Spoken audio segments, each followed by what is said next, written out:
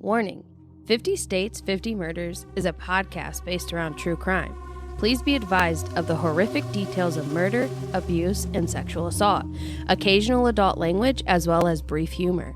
Buckle up and enjoy the ride. Secrets spilled. Lies exposed. In a trial that turned a family's private tragedy into a public obsession. This week, we pick up the pieces of the staircase mystery, and nothing is as simple as it seems.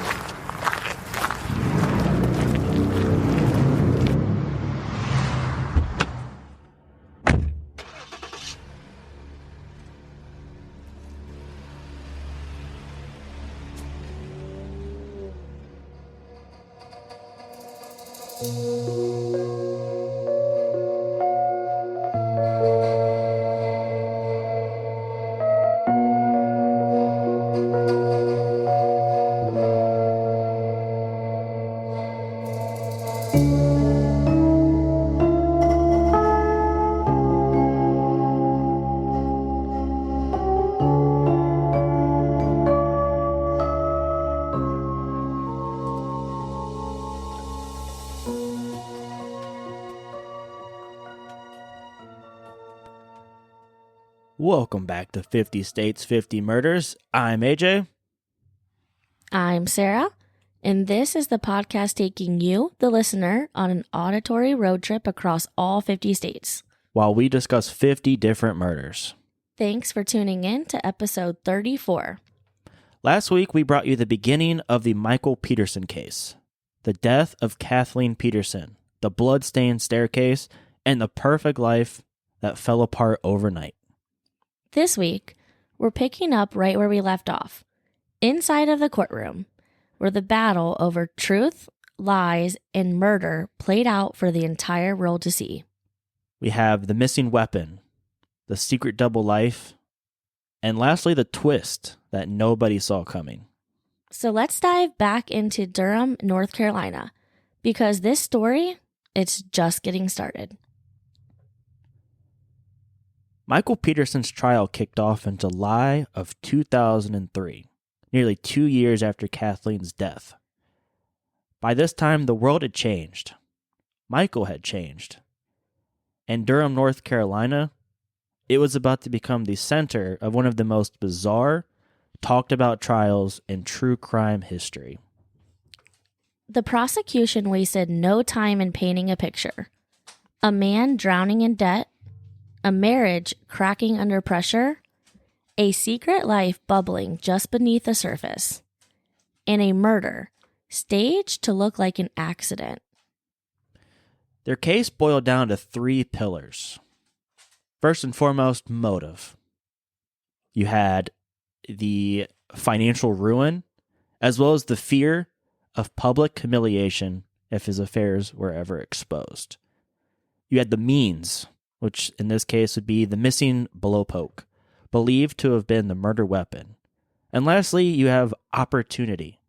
Michael was alone in the house with Kathleen, no witnesses, and a suspiciously calm reaction to her death.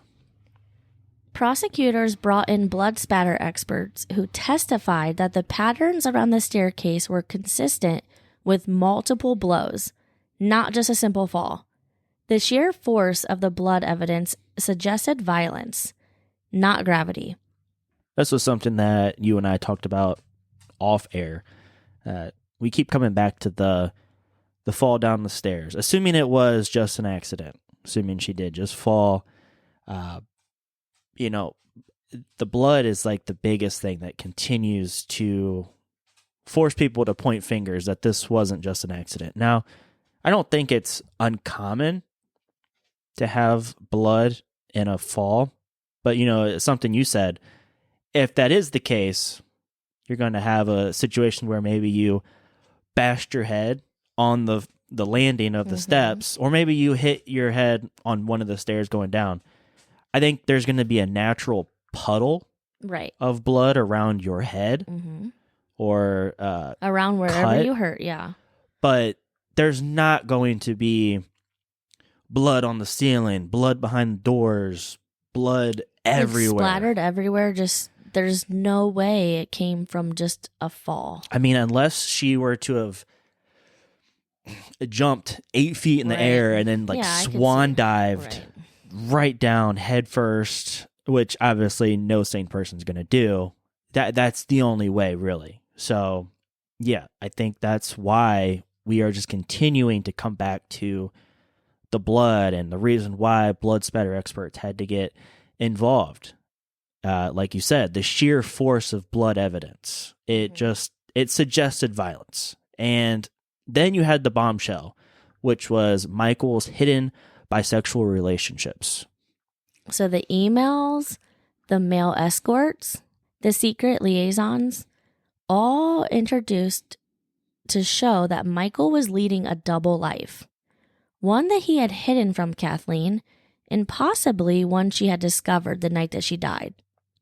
And according to the prosecution, that discovery could have triggered a confrontation. Maybe one that started off, somewhat, maybe one that started off soft, but it ended up in a violent fashion. And Michael's defense team pushed back hard. There were no fingerprints, no clear weapon, and no witnesses to any violence. In a crime scene that, while it was messy, it didn't definitely scream murder. Yeah, so I think on the prosecution side, again, to keep going back to it, there's no way to ignore the blood spatter. But I also agree, like you said, Michael's side of things, we know, or allegedly, that blow poke could have been a possible weapon, but as it stands, no blow poke exists. I feel like you can't really call it a murder weapon without it being there, possessing the murder weapon to present in court. So yeah, and without stating without a doubt. So like obviously you can say without a doubt a murder weapon would have been. Yeah, it could have been anything. Right. In a shooting, you can say without a doubt the murder weapon was a gun, right? Yeah, right. But in this case, you can't say without a doubt that the murder weapon was anything, or if there was a murder. Right. If it was an accident or... Yeah. You have no weapon, thus no fingerprints, and there was no witnesses. It was just the two of them in their house. So there's no one to say whether or not, I seen with my own two eyes this man do this, or I seen her fall on accident. So yeah, there you can see both sides have strong cases. And on Michael's side, I think naturally, they continued to paint Michael as a devoted husband. Was he unconventional? Yes. But was he a killer? No. They even trotted out the staircase fall theory in full force, arguing that alcohol, Valium, and sheer bad luck had conspired to create a tragic accident. Still, the jury sat there, watching the parade of experts, bloody photos, secret lives exposed for all to see. And the deeper the trial went, the messier the truth became. As the trial wore on, the courtroom started to feel less like a search for truth and more like a slow-motion car crash. The prosecution hammered home the idea that Michael had secrets, a double life, and lots of deception. And for a jury, sometimes when you can't trust the man, you start questioning everything else too. And one of the prosecution's biggest weapons was that so-called blow poke. Yeah, so we continue going back to the blow poke from part 1. That was a huge alleged murder weapon that may or may not have been used. So calling back to that missing fireplace tool investigators believed might have been the weapon, but no one could find. So halfway through the trial, that blow poke was found. And by Michael's own family. Oddly enough, in a dusty storage room. Now, here's the thing. The blowpoke, undamaged, no blood, and no signs it had ever been used violently. So naturally, that was a bombshell moment. Because if the state's supposed murder weapon was wrong, what else could they be wrong about? Yeah, this whole case, you're building it up around this alleged weapon. This guy used this specific item to do what he did. And eventually, at some point, we're going to find it and we're going to prove this theory. But then it is found, and it turns out that it's not the thing. Now, I haven't looked into it, but I would be very curious of what family member found that. Yeah. Because, could they have planted a different blow one? poke. Yeah, I mean... Like, how are they 100% sure that that was a blow poke in the pictures or, like, the only one that was used at that house? Yeah. There's you have a still blow poke that's questions. in photos, that's used regularly, obviously. And then for some reason, it's just... in a storage closet? Just hanging out in a dusty storage room. Like, that's just very interesting. But, yeah, nonetheless, if they were wrong about that, what else could the team be wrong about? And by then, the damage it was already done. The story wasn't just about a fall down the stairs any longer. It was about lies, secrets, trust broken wide open, all the things that make a murder case possible for a murder podcast. But then, the strangest theory of all. We're going to go ahead and call this the owl theory. A local attorney, Larry Pollard, a friend and neighbor of the Petersons, came forward with an idea that sounded almost too bizarre to be true. Honestly, we did Murder or Myth last week. I feel like this could be a theory that would have fit perfectly on that little mini-sode.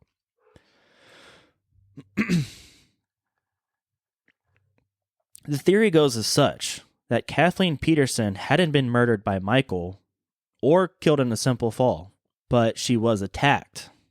By who? By an owl. An owl that swooped down, taloned her scalp, caused deep lacerations, startling her into falling backward, and left her bloodied and disoriented at the bottom of the stairs. Sounds pretty crazy.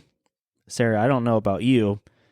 I know you've had a cardinal fly into your house, but yeah, I can't recall any time where I've had an owl fly through a window into my house. I'm not saying it's impossible.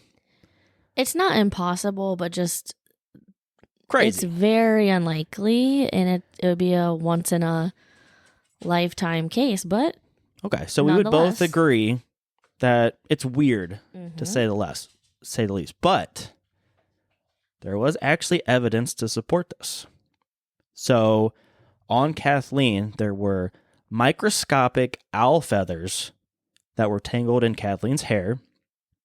We had cedar needles from outside found clutched in her bloody hands. And lastly, the wounds on her scalp, not deep fractures like a blunt weapon would cause, more like puncture wounds, as if it were owl talons. The owl theory sounds insane, but it does fit the physical evidence. Maybe better than any other story that was presented at trial. Yeah, the microscopic owl feathers tangled in her hair. I mean, that was interesting. That's not like a common thing that you would just have and not know about it. I mean, that's pretty crazy. And it would certainly explain the blood spatter that me and you have been stuck on since starting this episode. So you have claws digging into old girl's head and ripping the talons out. Maybe that's where we're getting just the blood shooting everywhere, potentially. And again, these fractures, not a deep wound that would be caused by something such as a blow poke, but again, it's more like punctures or scratches. So really crazy theory, but I think this just goes back to when it comes to trials, lawyers, you get what you pay for. And it's not like, sometimes it's just proving or trying to convince a jury this could happen. Yeah, you have to be found guilty without reasonable of a doubt or reason of a doubt. So like that is very concerning because I don't think owl feathers can actually, I tried to look it up, but I don't think they could be sold for anything else. So that's what my first thought was. Okay, well maybe is there... Maybe it's planted. Yeah, or some kind of like hair, like... I don't know, or something she wore, and it's or microscopic. So it's really wild to me. It's not like you could just plant like it. I mean, but how many owls are like just flying around that would actually fly into somebody's house? Yeah, and attack somebody. That just. This is the reason why, like, I wanted to cover this case. Obviously, a 2-part podcast, like, it's not enough. But I try to focus on lesser cases most of the time. We've had a few cases now where it's bigger. And this one specifically, if you're not familiar, it's on Netflix. It's an 8-part episode. And I think what made this case so fascinating for me personally, Sarah, I don't know if you feel the same way, but I think when I go into a documentary or a story, it's really easy for me personally to kind of just like, oh yeah, he definitely did it, or I don't know if this guy could do this. Yeah. Now, for this case, I flip-flopped so many times. Mm-hmm. I mean, there was like, I was convinced that like, oh yeah, this guy did it. And there was like 5 or 6 different times throughout this documentary where I was like, actually, I don't think he did. Actually, he did. Actually, I'm not so sure. This case kind of reminds me of the Natalia Grace case. Where I just kept going back and forth. Like, she was a child. No. She was actually an adult or a preteen, and her mom abused her. No, she didn't. She was trying to kill her family or her adopted family. I kept going back and forth that entire time, and I definitely see the same thing with this. Yeah, that's a perfect comparison to the 2 cases. Because, yeah, again, I was like, he definitely did it. And I'm like, why would there be owl, which the owl theory is so far off to me, but I'm like, it's not without a reasonable doubt, like, because that does give me a doubt in my head, like, why did she have microscopic owl feathers like on her? Like, it just seems crazy. The one thing I do know is I'm like 99% sure she did not fall down the stairs. However, I don't think I could reasonably prove that her husband killed her. Right. Which is crazy for the outcome of this case, but nonetheless. Yeah. That's what makes it just so fascinating. So, I mean, obviously, listen to this show first. You already are, so keep listening. But yeah, check it out on Netflix too. It's a really good, it's worth it. It's a longer documentary, but it's worth it. So we have the theory itself, which is crazy. We have the evidence to potentially say that, like, maybe it's not that crazy. But what's even crazier on top of all of this, it actually wasn't allowed to be part of Michael's defense. So, regardless of the theory, the evidence that could potentially back it up, the jury itself, they never fully heard it. Instead, they heard all about the blood, the secrets, the lies, and a marriage they could no longer trust. After months of testimony, mountains of evidence, and 1,000 unanswered questions, the jury finally got the case. And it didn't take long. After just 5 days of deliberation, they had made up their minds. So for you, if you are on trial, you're in court, you're fighting for your life, essentially. You're trying to prove that either you didn't do it or you had nothing to do with it. And it's just you personally. Do you want do you feel great if they come back quick, or do you want them to like really just take forever? I want them to take forever, and I want them to end in a mistrial. Yeah. I know that sounds terrible, but I feel like a quick turnaround time is almost always you're guilty. Yeah. They almost always find them guilty. If they're deliberating for a long time, it's usually because like 1 or 2 or multiple people believe that you're innocent. So they're like fighting that battle for you. Yeah. But yeah, it says 5 days. I feel like, okay, I mean, that's not terrible. I don't know what a typical time frame is, but it's not long, but I mean, it's certainly not 30 minutes. Correct. But it's not like it's not like a month either. I feel like 5 days, I might be okay with that. Like, all right. Mm-hmm. So on October 10th, 2003, this is almost 2 full years after Kathleen's death, Michael Peterson stood in a packed Durham courtroom, and he heard the word that would define his future. Guilty. Guilty of murder in the first degree, sentenced to life in prison without the possibility of parole. Michael showed little visible reaction. The man who had once been a rising star in Durham's political world was now an inmate, just another number. The Peterson family fractured. Some of Michael's children stood by him. Others quietly slipped away, uncertain about what or who to believe. For some, the verdict was justice. For others, it left more questions than answers. But even after the trial, even after the Netflix documentaries, even after all the years that passed, doubt still lingered in the air. And the story wasn't quite over. In 2011, Michael Peterson was granted a new trial after it was revealed that one of the prosecution's key blood spatter experts had given misleading testimony in multiple cases. Michael eventually entered an Alford plea in 2017. Okay, admittedly on my end, as the host of a murder podcast, 34 episodes into this journey, I had not heard the term Alford plea. So I just kind of wanted to do a little bit of digging in there. A quick summary for anyone who's listening who may also be wondering, what does an Alford plea mean? So an Alford plea is a type of guilty plea in the U.S. criminal justice system where the defendant, in this case Michael, does not admit to the crime, but they do acknowledge the fact that the prosecution team going against them likely has strong enough evidence to secure a conviction. This type of plea is named after Henry Alford, a man who in 1970 maintained an innocence in a murder case, but pled guilty to avoid a death penalty. The Supreme Court ruled that a plea could be accepted even if the defendant doesn't admit guilt, as long as it's entered voluntarily with strong evidence of guilt.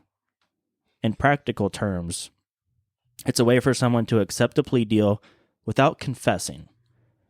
The court treats it like a guilty plea, meaning the person gets sentenced as if they admitted guilt, but they still get to maintain their innocence publicly.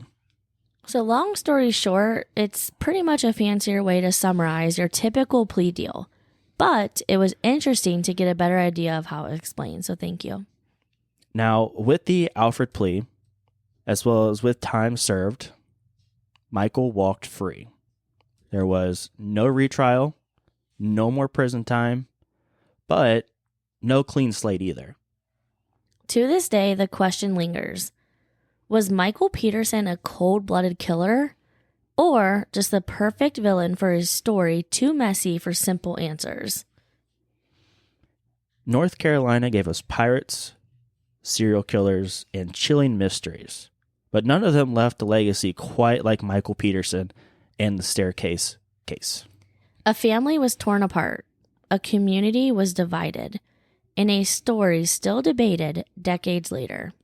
Now, whether you believe it was a tragic accident, a brutal murder, or maybe even something stranger, such as the owl theory, one thing's for sure. The truth fell somewhere between blood-stained steps and broken secrets. And we've heard this before. Maybe we'll never fully know what happened that night.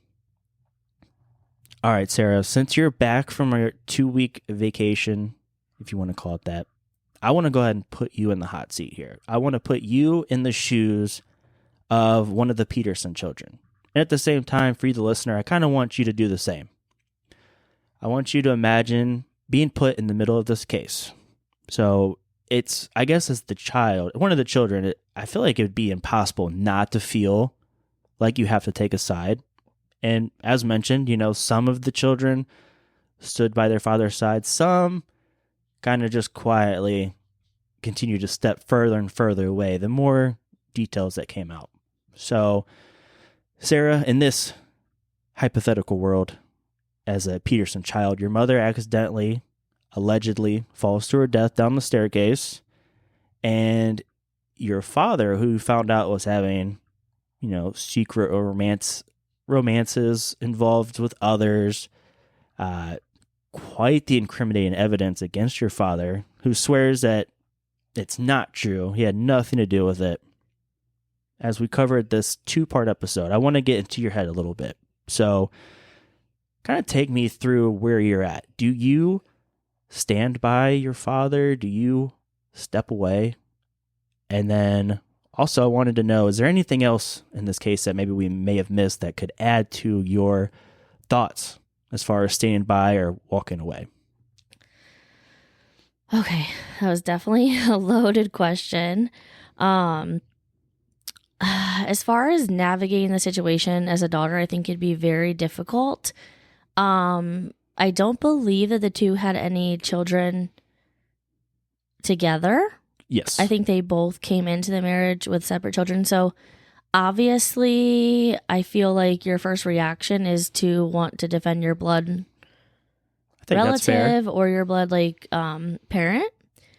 So obviously, if it was my mom or dad against my stepmom or stepdad, I'm taking my mom and dad every single time. Okay. But it'd also be very difficult to listen to all these. So for instance, say that it was my dad who let's had say all it's your these things biological against father. him. Yeah, that would be extremely difficult. But honestly, I probably would stand by him until I knew for certain. Okay.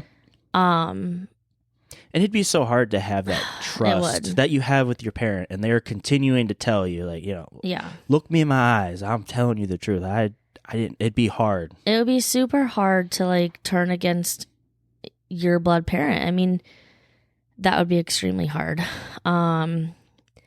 Also, when you picked this case, I did do a little bit extra research too. Okay. What do we got? And so the Petersons actually had a friend named Elizabeth Ratliff. All right. So this was in 1985, and I think when Kathleen died was 2001. So that we're talking about 16 years prior. But she had also been found dead at the foot of her staircase with injuries to her head. Interesting. So at first, her death had been investigated by the German police and the U.S. police. Okay, so this happened internationally? Yes. Okay.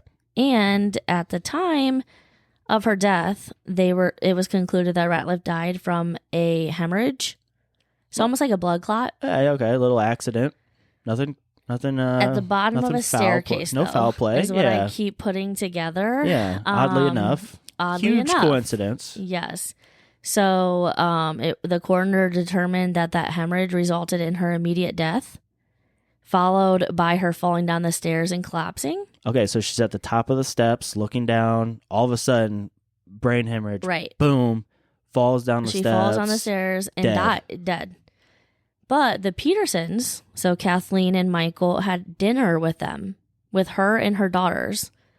And Peterson, Michael, had stayed and helped Ratliff put her children to bed before going home. Okay. So that to me is just super weird. I'm curious of why he would have stayed and not. Yeah, why wouldn't you both stay? It's just very odd to me, but nonetheless, she was found dead the next morning by the kid's nanny, Barbara. Okay. She discovered the body the next morning, and Michael was the last person to see her alive. So I do find that very, very, very interesting. And I'm curious of if this was brought up at trial or why there was not more focus on it. I mean, I think eventually they actually exhumed her body.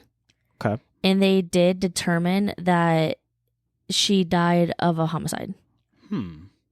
So interesting. 2 people die in your presence at the bottom of a staircase with head injuries.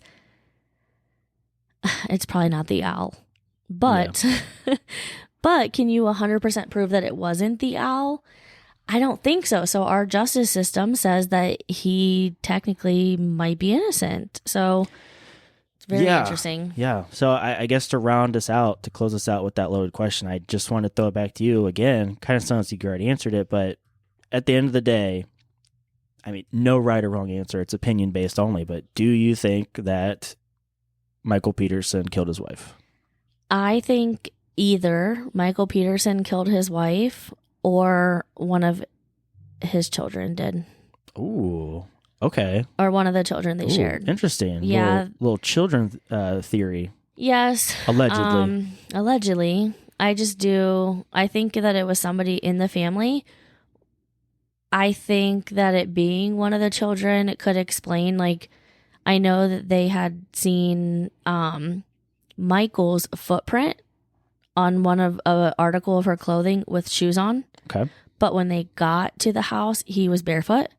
And they found multiple barefoot like prints around the house with blood that was cleaned up.